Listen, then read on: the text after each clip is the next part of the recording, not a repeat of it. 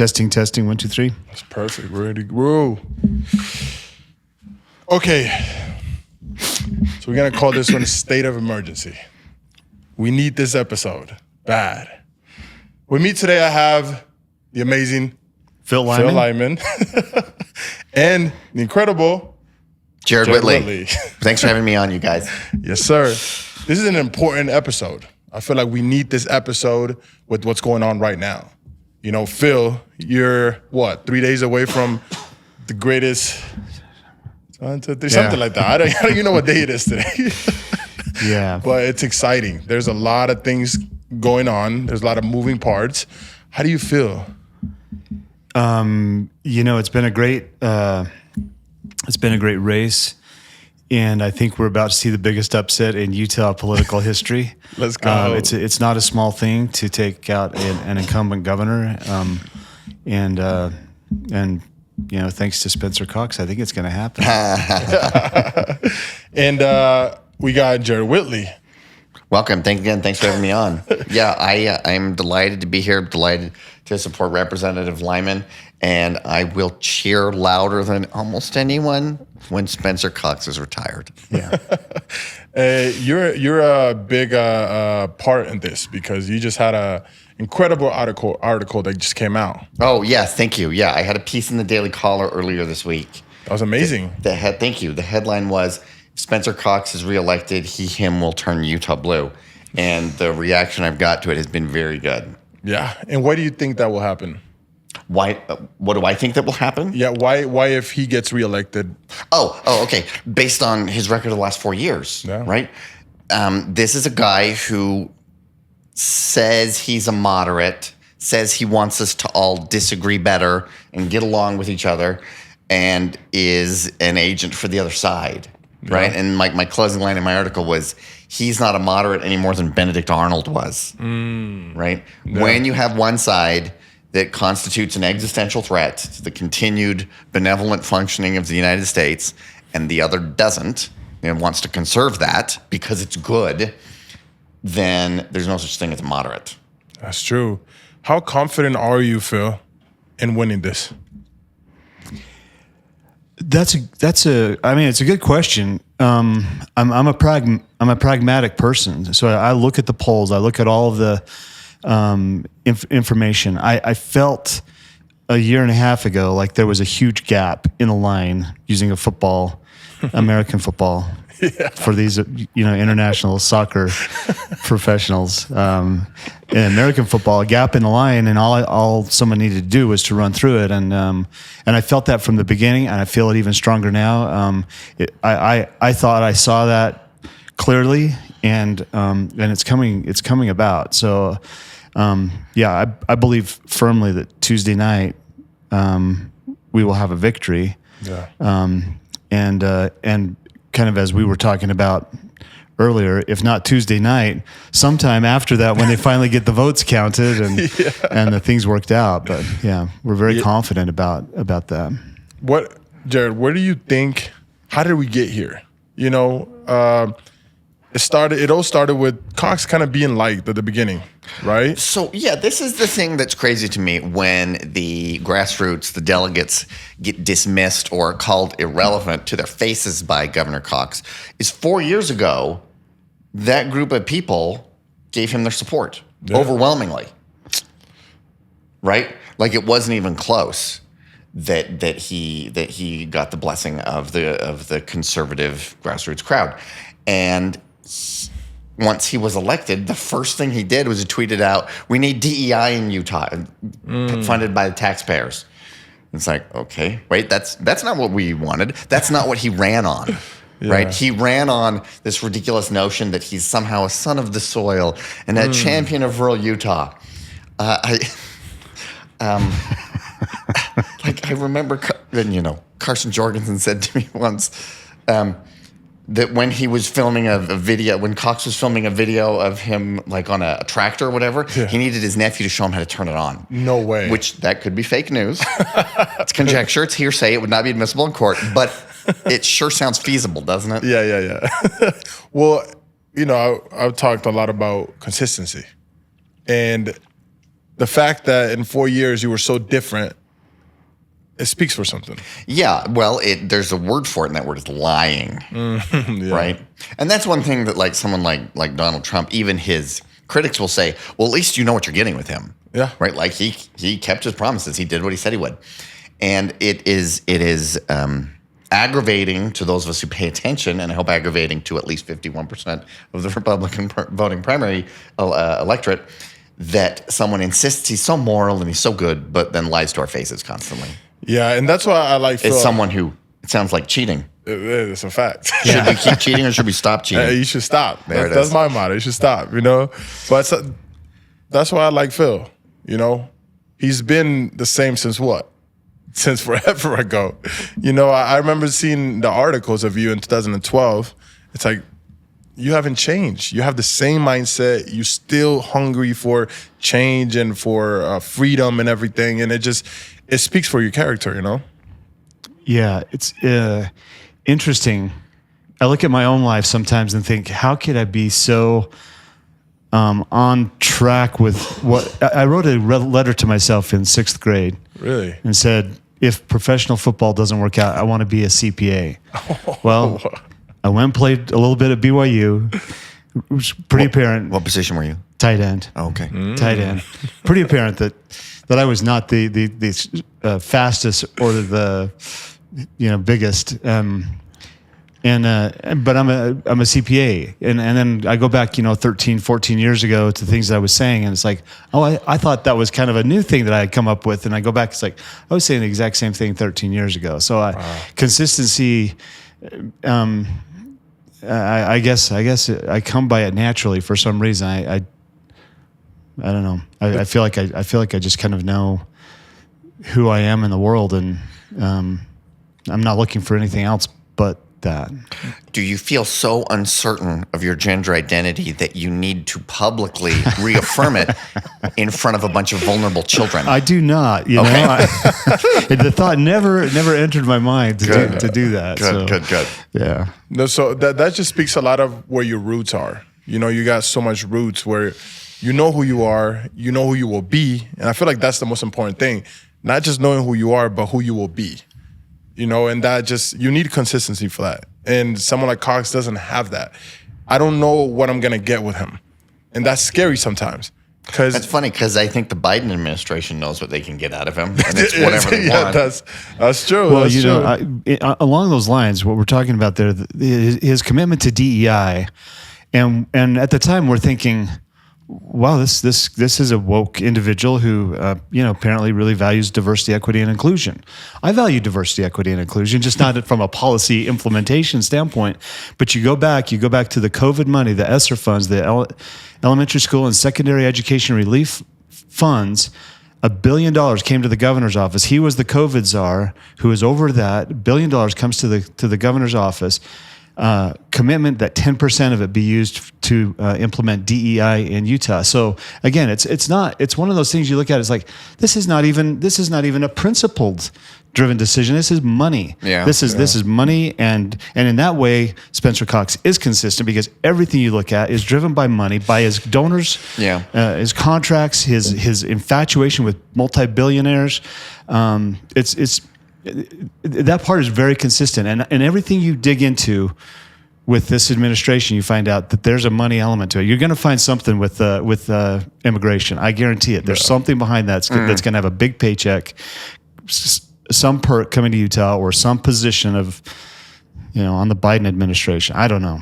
Do you guys think Governor Cox was a Democratic plant? Because it seems a lot like to me like he was. Like he was drafted by the DNC or something like that? Well, everything kind of like makes sense. If you lie to the people of who you are, and as soon as you get what you wanted, change up and become something else, that just tells you something. It tells you that there was motives, right, for why doing this. So that's the question: has he always been in his heart a quote unquote progressive, exactly, or did he start off a decent conservative guy from San Pete County and then eventually was corrupted? I don't know. It could be because even in the whole Governors Association. What is that? Is National that? Governors Association. National Governors Association. He's the chairman as a Republican. Yeah. What does that tell you something, or how does that work? It makes no sense. To be the chair of the National Governors Association in a Democratic administration, chosen by Biden, essentially, and it's the Carnegie Institute that created that. And the reason he's so appealing in that position is because he's a Republican. He's got the appearance of being, he's the only red state governor who's not afraid to be woke or something. It's like, wow, that's instant. Amazing. That's instant celebrity status with the left. It's like, oh, you're willing to turn on your own ideals, on your own people, and espouse our ideology. It's and someone who sells out to that. You just can't.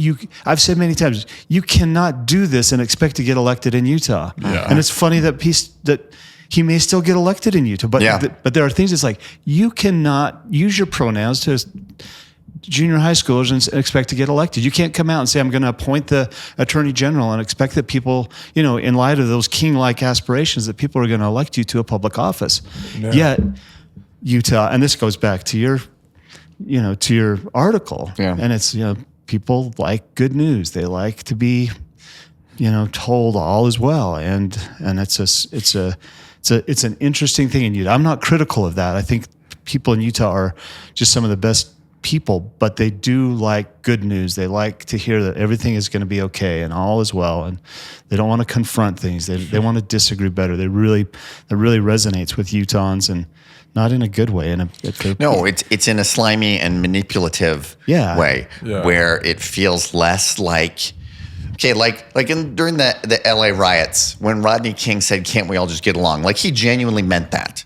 He didn't want to see Korean immigrants' businesses burned down by black people rioting because they were angry about the ruling in his case. Right. He genuinely meant that. Spencer Cox, he's using psychological warfare against his own people. Is that too strong to say? It's definitely manipulation. Yeah. Yes. And using people's goodwill as a lever. Well, I feel like Cox was just the leverage for the Democrats to get into Utah. It's like, how can we get in there? I really do believe he was a puppet in a leak. Yeah. Because, of course, if he'd run 4 years ago with a D after his name, he probably would not have won. Oh, 100%. And that's what happens a lot in Utah. There's the rhinos who can't make it as Democrats, so they'll just go through it. They'll slime their way inside, and it's like, once they get the power, I'm going to use the power against the people that trusted them. Yeah. Exactly. But you see that through history where schemers are looking for people that they can influence with money, with deals, and they find them. They find them, or maybe they rise to the surface or sink to the bottom, wherever you find those people. And that's what that's pervasive throughout history. I don't want to be too derogatory, but those people are used, I guess, in some of these schemes. Yeah, well, it's interesting to see somebody switch up like that and expect others to not notice. 2024, it's the year of getting exposed. Cat Williams said it best. If P. Diddy got exposed, everybody got exposed, Cox will get exposed as well. He's getting exposed. Everything that's coming out, it's funny that people still support him because you can see the evidence. Everything that's happened, it's written down for you. It's not that hard to understand that there's something going on here and it's wrong. And it's okay to hold people accountable. Yes, 100%. Right? So like something that's been publicized widely, not maybe as much even as it should have been, is right after the convention, there was the Utah Policy Project, or Utah Foundation, they're called. They did a survey, and 62% of the state think we're on the wrong track. Ooh, yeah, I saw that. So if 2/3 of the state think you're on the wrong track, incumbents should be held accountable for this. It's like the arrogance talking about the conflict between like signature gathering and the convention, like the thing that kicked that off was Bob Bennett losing to Mike Lee 14 years ago. Right. Yeah. And it was astonishing to me, and I worked on Mike's campaign at the time. It was astonishing to me to see that a senator who was a senior member of the banking committee felt that he should be held accountable 2 years after the worst financial crisis in the previous 75 years, right? It's okay to hold people accountable. That's why we have elections. Well, that's at the convention when Spence was booed so aggressively. Yeah. And so I said he earned every one of those. Easily. That was not theater. That was people who were upset. I was standing next to one lady and they said, well, I don't think that he should have been booed. And she said, well, I don't think he should have masked our kids. So I mean, that's a parent saying, how else do I express myself other than to come and say, I'm not happy with what you did. And instead of saying, hey, I understand the frustration. He said, you guys don't matter. You're irrelevant in this equation. I'm going to win anyway. Yeah. Hey, you booed the president of the Relief Society of the Church of Jesus Christ of Latter-day Saints. And What was now that? you're booing me. Who did we boo? In 2020, like 24 years ago, I think it was. It's like, I mean, this was a prepared speech. Yeah. It was scripted. He planned for that. horrible. Every single speech, you can tell that he does that. If you go down, again, you get exposed. You go to every single speech. Oh, I'm not going to use this. Yeah. And then he leaves the podium. I'm not going to give this canned political speech. Yeah. Then he gives a canned political speech. And so with this one at the convention, like he was blasting out text messages for fundraising immediately afterwards. Like he was prepared to be booed. He planned to be booed. It was part of the strategy. Well, like I told you, before that at the at the Salt Lake City County GOP convention. Oh, like the week before. Yes, the week before, he got booed too. I was standing in front row, and I could see people not already having that dislike towards him. And he's like, he's nervous, he's looking down and everything. And I'm like, this is not okay. You are supposed to be the governor of the Republican Party. Yeah. And why is the Republican Party booing you right now? Yeah. So he knew how to use that as a strategy. So something he'd done a year before when Ron DeSantis was at the state convention, which was, of course, was less high profile because there were no statewide elections in 2023. Ron DeSantis came, gave his great speech, huge applause for him. While Governor DeSantis was walking off stage, Cox hurried to the podium. Really? So that when he got on stage, people would still be cheering. So that they wouldn't boo him. And I thought that was actually kind of crafty. Yeah, I had to give it to that. That was clever. At that point, I think he didn't want to be booed, right? Because he didn't want blood in the water, because he didn't want men like you to think, I can take this guy out. Right. Well, nowadays, it's just so hard to be like so planned because people can smell fake. Sure. Oh, They can smell, like, no matter what you do, they can tell. It's everything's artifice. Exactly. Yeah. People love real. People love authentic nowadays. And we are pushing that. I don't know if it's a narrative, but we want that. We want people to be, that's why live streaming is so important nowadays. Because they see that person all day, every day, and they see everything. Sure. So you can't just switch up on them because people will know. Exactly. People know immediately. They just feel that fakeness. Yeah. That's the appeal of both Trump on the right and Bernie on the left. Yes. Is they're the sincerity that they feel. Yeah, and as humans, we like that. We don't like to be lied to. Like that sucks. It's like you've ever been when you're sitting next to somebody and they're lying to you. You know it's a lie. Yeah. But they're with the lie, so they're happy, and you're just inside just hurting. Like, come on, bro! I know exactly what you're doing right now. So yeah, one of the symptoms of the modern age is a complete lack of faith in institutions. Like if you look across the board, faith in higher education, faith in corporate America, faith in the media, faith in federal government, they're all lower than ever before.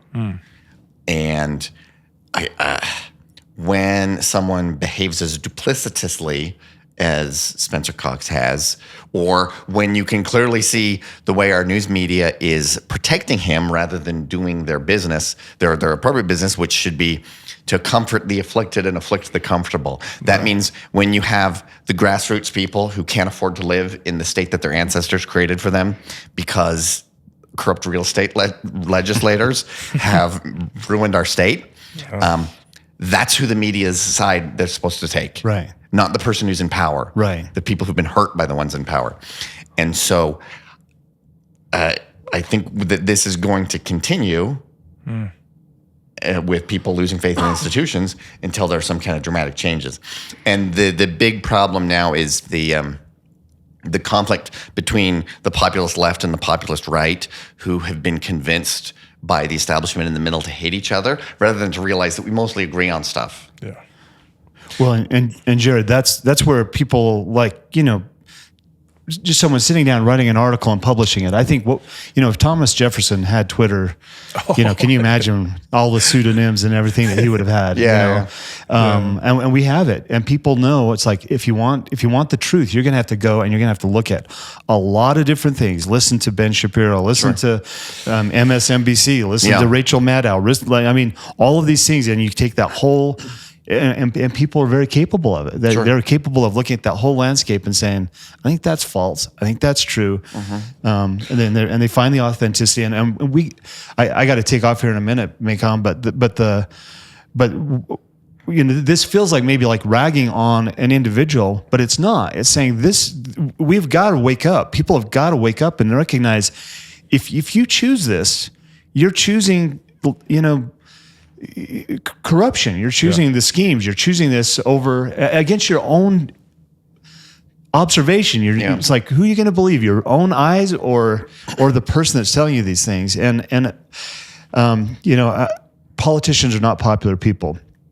You don't trust politicians.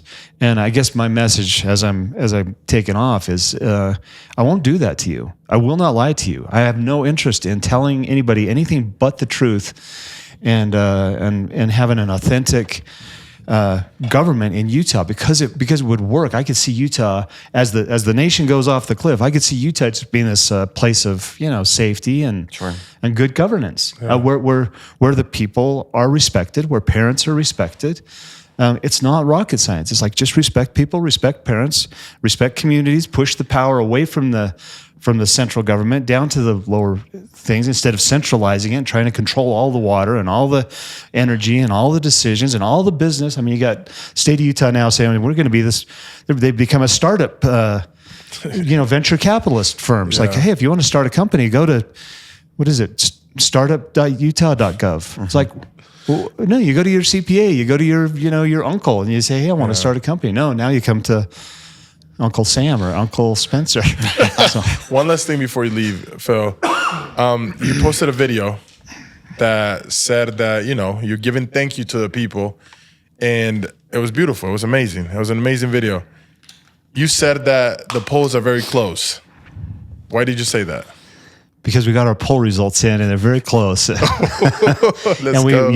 Wait, are you saying that the polls that have been widely publicized might be there to influence public perception rather than reflect them? No one would ever use statistics to deceive somebody, right? Yeah. Mark Twain. Yeah. Lies, damn lies, and statistics.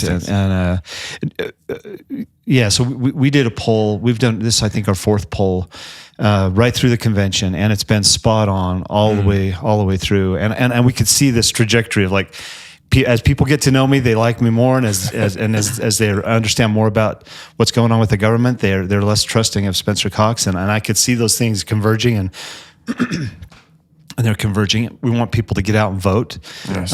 My people believe that they should wait till the very end, and I say God bless them for that, because I understand what drives that.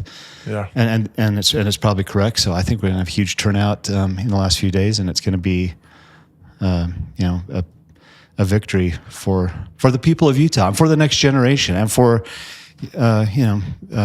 the average, the honest person in Utah that just wants to not be deceived. So pretend tomorrow is Wednesday. Today you won. You're a governor. What do you do first? Well, the Republican nominee. Oh yeah. Okay. Yeah, that's true. I guess When in Utah, you never know. Utah, we're Republican.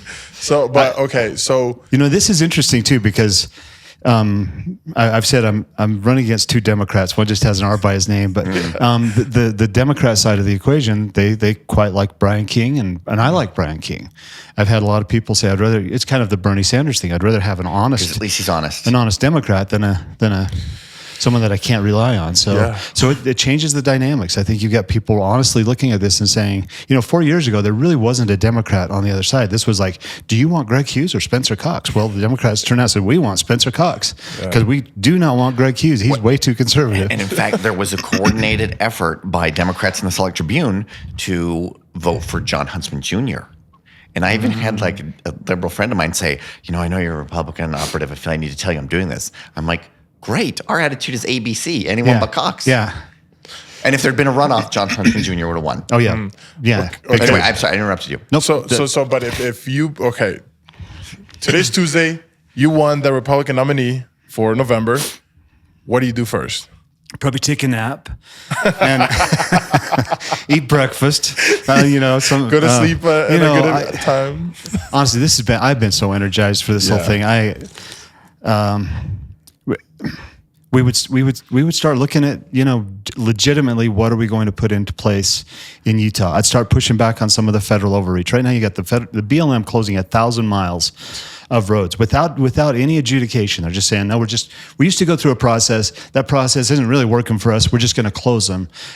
My election through the Republican primary would send a strong shot across the bow of there's going to be a change in the way Utah approaches federal overreach. No longer, I think people would recognize, this is the end of sanctuary state status. This is the end of, free things for, sanctuary citizens or non-citizens. It would be an exciting day. I don't know. It'd be awesome. I also think it would be energizing to a lot of people who know that we need to fight and have been kind of waiting for a captain to take up the flag and run up the hill. Yes. I do too, yeah. And it's not about me. It's not about Phil Lyman. I mean, you know my lieutenant governor. She's like, incredible. Something that came out of nowhere to she could do amazing things. And so many people in the state, honest people, have rights too, and they're sitting there waiting for some honest person and honest administration, and it would energize the whole state. And the beautiful thing is that we'll keep you accountable. You know what I mean? That's the beautiful thing at the end of the day. That this is, you're so open, you're so out there that it should tell you something. Yeah. It should be, hey, if you ever want to criticize me, go back to my thoughts 5 years ago, 6 years ago, 10 years ago. They're going to come back to videos like this and they're going to remember that. That's the consistency that we will deserve. Yeah, don't hold yourself out as a perfect person, because we're not. And, Yeah. So, I mean, you do your best. And if you do your honest effort, then you take the lumps that come with it. And no qualms about that. That's life. Yeah. Well, thank you, Phil. Thank you so much. Hope you have an amazing day. Rock on. Good to see you again. Jared, it's so good to see you. Thanks for all you're doing. And my pleasure. My pleasure. Good luck with the Stags campaign. Thank you. Everything that's going on there. Thank you. The big one there is we hope that anyone who is on the fence with Wilson moves to Trent and not to John Curtis. Yeah. I'm guessing you pick up the Walton. People. Walton needed to have dropped out and endorsed Trent after the convention. Yeah, almost tacitly has, but he's still on the ballot. But I still see billboards and stuff. Anyway, you need to leave, sir. So let's not hold you up. Is there somebody standing behind me? I think there might be somebody.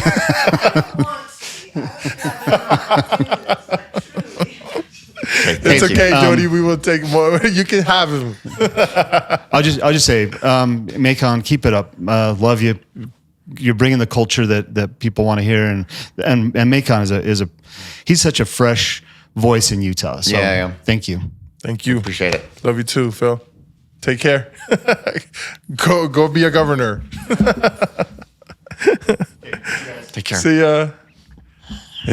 Then there was two. And then there was two. Do we want to continue or? Yes, sir. Let's get it. I love great. a conversation.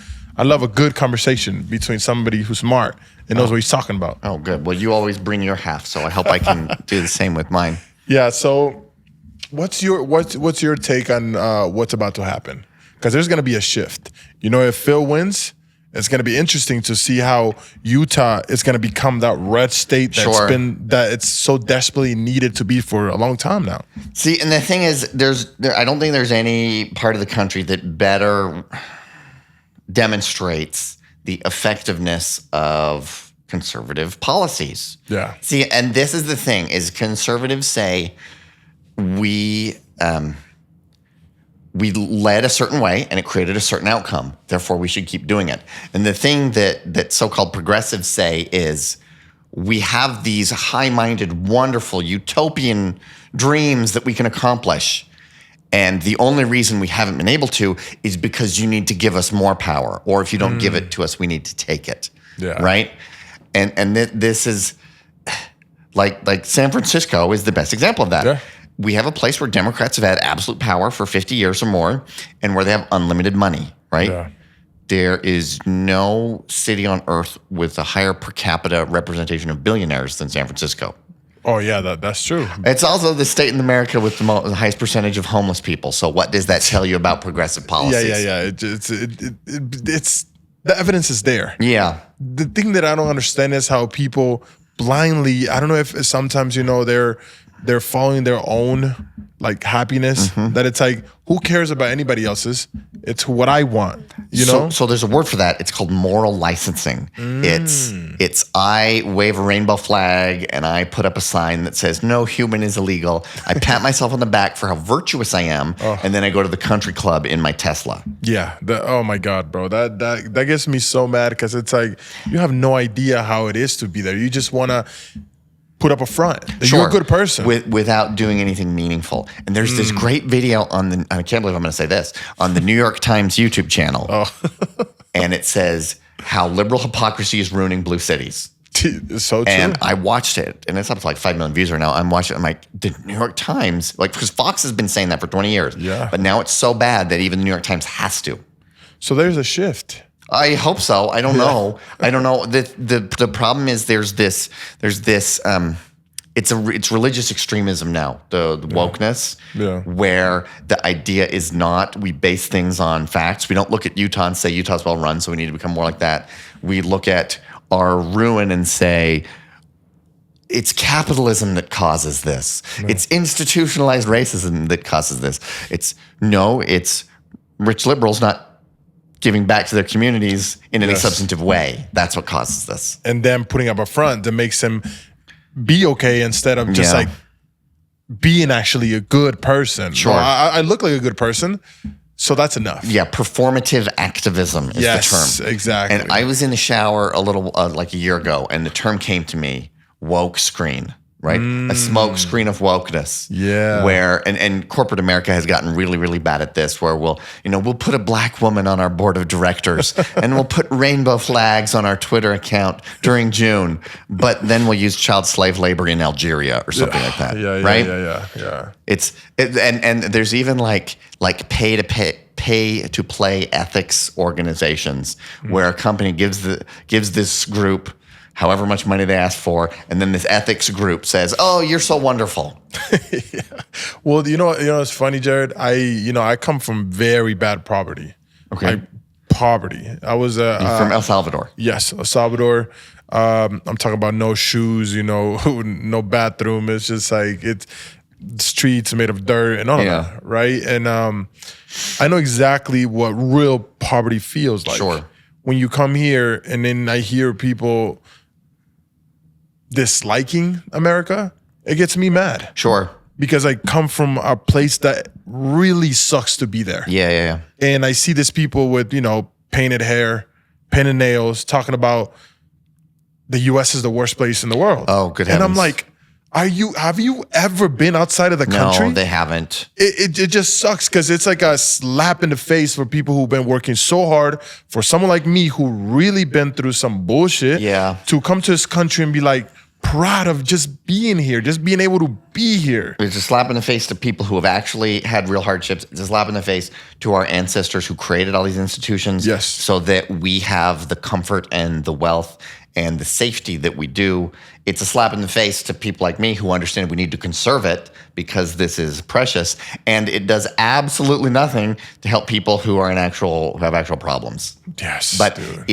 it's easier, and I said this to you yesterday when we were talking. I saw this video from Obama a few years ago, and he said something I really agreed with. He said, you can't just get on social media and call things racist and to show how woke you are and say you're a good person. If you want to make community better, you need to do something. I'm like, wow, he's absolutely right.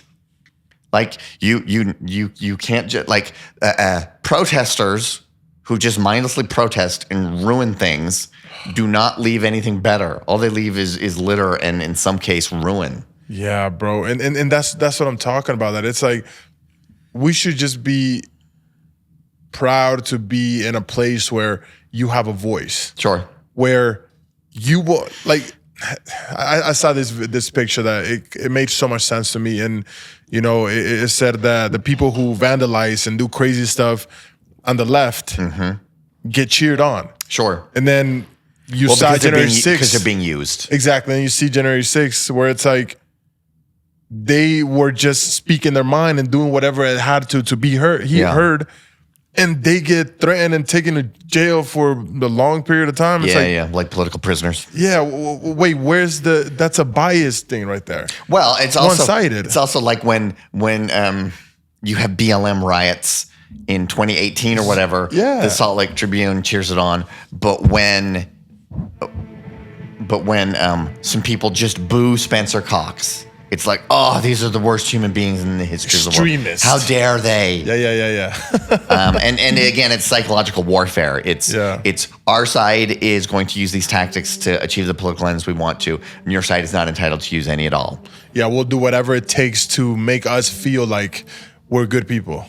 Sure. You know, that we have the righteous mission, even just the word progressive, say that what our policies, our worldview is the definition of progress. There is an arrogance there that is incomparable to anything else. Yeah. Well, it's really hard for me to sometimes, as a Latino, you know, I came here illegally. Okay. And I feel like Democrats paint this idea that the Republicans are bad because we're illegal, right? But what's happening is they're just using us for them to look better. Sure. Yeah, and the person who proved that was DeSantis when he sent the illegals to Martha's Vineyard, right? Yeah. You know, the ultimate haven for rich white liberals, right? and they took some pictures, and then they had the National Guard come in and they got those people out within hours. That's crazy, bro. You know why? Because Democrats, when illegals come to this country, Democrats say, we're going to help you. We care more about you than Republicans. Yeah. Time goes on. They don't care about us. No, they're interested in exploiting you. They don't do nothing. They just use us to look better, right? Yeah. And me, left the country, did the whole process the right way. Oh, interesting. I was illegal here until I was 18. Left, came back legally. Interesting. Did the whole process. Now I'm legally. I'm legal. I'm in an amazing place. I bought a house. I'm living the American dream. Sure. Right? But I did it the right way. Oh, interesting. Right? And now I'm okay. Now I can breathe and look at the things how they really are. Yeah. I'm a conservative at heart. I care about family. Sure. I care about morals. I care about religion. I care about God. Yeah. And I care about being a good person.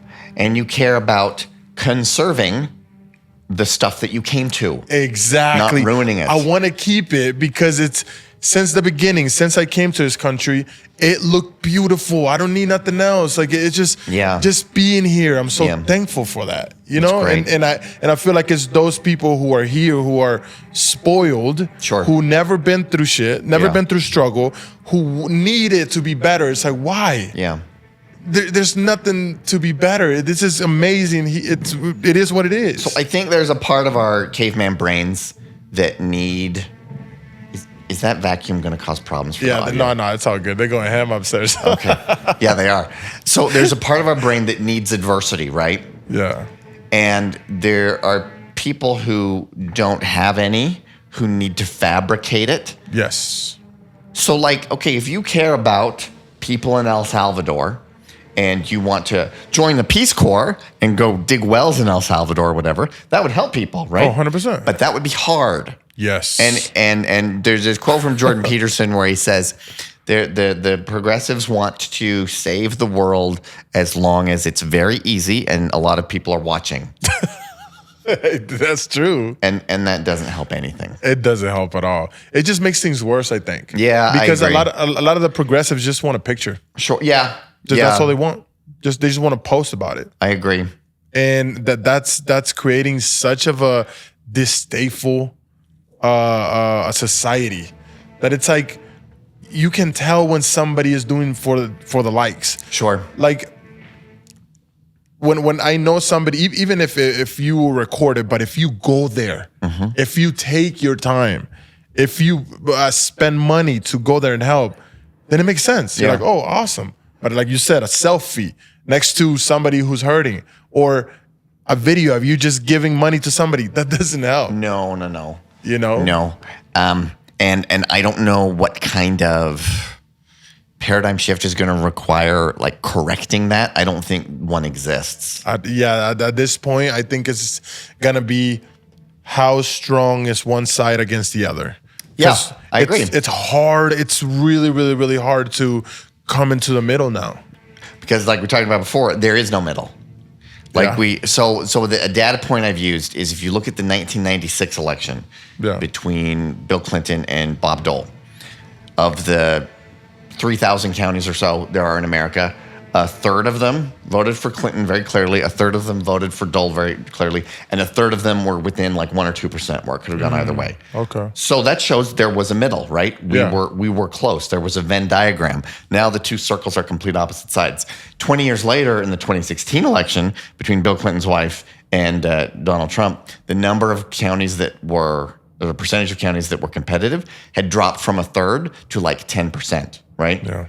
So, and that's not a perfect measure because, of course, counties don't vote, individuals vote. Yeah. But it's still a pretty good gauge of how we have completely opposite ideas and there's no middle ground. And when someone like Spencer Cox pretends there is, he might be lying to us. 100%. Well, that's what I don't like about liberals, man. I hate that they take. Yeah. They don't stop. Yeah. It's like the Republicans give him a little bit. They want to take the whole pie. Sure, yeah. And it's like even the whole pie, they want to they want to take the table, they want to take the house, and they want to take the city, and they want to take the country, and they want to keep going. It's like, how far can we take it? Yeah. Because in reality, the liberals are just a bunch of depressed people who don't know how to deal with their emotions. I think there's a lot of that. Yeah. I think many of them are also genuinely greedy and evil and just lying. Yeah, They're using that woke scream. Yeah, 100%. Right? Yeah. Like the whole idea of the woke billionaire, like Mark Cuban or whatever, proves how insincere wokeness is. Yeah. Because if you really believe that there should be fairness and equality and all that stuff, you wouldn't be a billionaire. Yeah, exactly. Right? It's like you would give your whole money away. Exactly. It's like, no, bro, we know what you're doing. Yeah. It's sad, but it's true. And they're going ham at the vacuum over there. So I think that's going to cause problems. That's all good. But thank you, bro. Thanks for having me on. I appreciate it. This has been an amazing episode. I'm really flattered that you saw my article and that you brought me on. And I'm delighted to be able to be on with Phil. And I hope that everything goes well with him and all the other grassroots candidates coming up. Yeah, I'm excited to see, Trent killing it. I'm excited to see Phil, fill that void that we've been waiting for so long. Yeah. I'm excited for that. And thank you for being a part of this. My Thank you pleasure. for keep killing it. You're doing amazing with the Daily Caller, with everything, you got going. It's amazing, bro. I want to see you have a podcast. Oh, that's a good idea. I should probably do that. I really probably should. You should. You're very knowledgeable at what you're talking about. Thank you. And that's what we need more of. I hope so. Yes, thank you. Of course, bro. So, love you guys. You know what I'm all about. I want to get Post Malone on this show someday. Someday. I'm working hard. I'm doing whatever it takes, but it's going to happen. Okay, good. I don't know how, but it's going to happen. You'll get there. Hell yeah. And please, guys, from the bottom of my heart, bro, I've been trying to tell these people forever, and they don't listen. What's going on? Guys, please stop cheating. There's a lot of cheating going on, Jared. There is. There is an enormous amount of cheating. I hope there's a little bit less every day. Oh, yeah. And not just in relationships. People are cheating on themselves. And even in the politics. Scary times. It's very scary. So you could have been anywhere else in the world, but you're right here with us right now with Jared. Mm-hmm. Phil Lyman was here, but he left, sadly. But it's all good. We keep going, right? We do. He's got more. He's got a lot of things. Oh, he got a lot. Yeah, a lot of things to do. It's like a lot more than we have to do. Yeah, I don't understand how they, like looking at their schedule is exhausting, let alone having to do it. Oh yeah, bro, it's crazy. So I love you guys. Take care, drink water, and go to sleep early. And please stay alive because there's a lot of people dying, Jared. Are there? A lot. Suicide rates have consistently been on the increase since the 70s. Really? Yeah, and since COVID, it's been even worse. Oh my God. Yeah. See, so work on your mind, get better, try to find yourself. Yeah. Stop trying to be something else. Just be yourself. Go back to the basics, right? Agreed. Hell yeah. So love you guys. Take care. Take care. Peace out. You gotta say peace out. Peace out.